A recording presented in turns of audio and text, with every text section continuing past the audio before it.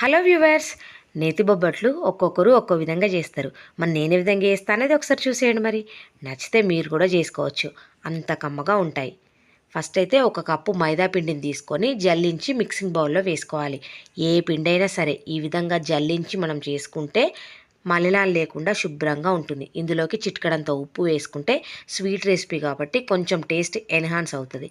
ఇందులోకి 2 టేబుల్ స్పూన్ల నెయ్యి వేసుకోవాలి. పిండికి తగ్గట్టు వేసుకోవాలి. కాస్త ఉప్పు, కాస్త నెయ్యి వేసుకొని ఈ పిండి మొత్తం కలగలుపుకోవాలి. పిండికి మొత్తం పట్టేలాగా ఇది మంచిగా మిక్స్ చేసుకోవాలి. దీంట్లోకి కొద్దిగా వాటర్ యాడ్ చేసుకుంటూ పిండి ముద్దలాగా చేసుకోవాలి. చూసారు కదా, ఈ విధంగా మెత్తని ముద్దలాగా చేసుకోవాలి. చాలా సాఫ్ట్గా ఉంటుంది, ఎందుకంటే మనం నెయ్యి వేసుకొని కలుపుకున్నాం కదా, కాబట్టి సాఫ్ట్గా ఉంటుంది. ఈ విధంగా కలుపుకున్న తర్వాత దీనిపైన ఒక మూత పెట్టుకోవాలి. మూత పెట్టుకొని ఒక 1/2 అవర్ పక్కన పెట్టాలి దీన్ని. అట్లయితే ఇంకా సాఫ్ట్గా వస్తుంది, మనకు స్మూత్గా ఉంటుంది తినేటప్పుడు. చూసారు కదా, 1/2 అవర్ తర్వాత ఈ పిండి ముద్దను మళ్ళీ ఒకసారి ఒక 2-3 నిమిషాలు ఇలా ఈ విధంగా ఒత్తాలి. ఇప్పుడైతే మనం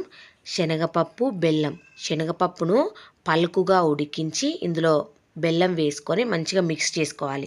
అట్లయితేనే మనకు రౌండ్ ముద్దలాగా వస్తుందన్నమాట. ఈ విధంగా లడ్డూలాగా చుట్టుకుంటే మనకు ఈజీగా వస్తుంది. శనగపప్పు ఎప్పుడైనా పలుకు మీదనే ఉడికించాలి, మెత్తగా ఉడికిస్తే జారుగా అయిపోతుంది. చూసారు కదా, మంచిగా శనగపప్పు పలుకుగా ఉడికించి కొద్దిగా బెల్లం యాడ్ చేసుకొని మనం స్వీట్ రెసిపీ తగ్గట్టు మిక్స్ చేసుకుంటే ఈ విధంగా మనకు లడ్డూలాగా చుట్టుకుంటే ఈజీగా వచ్చేస్తుంది అనమాట. చూసారు కదా, ఈ విధంగా మనం అన్నీ ఈ విధంగా బాల్స్ లాగా చేసుకొని పక్కన పెట్టేసుకోవాలి. ఇప్పుడైతే కొద్దిగా మైదా పిండిని తీసుకోవాలి. ఈ మోతాదులో మైదా పిండిని తీసుకొని దీన్ని చిన్నగా ఒత్తుకోవాలి.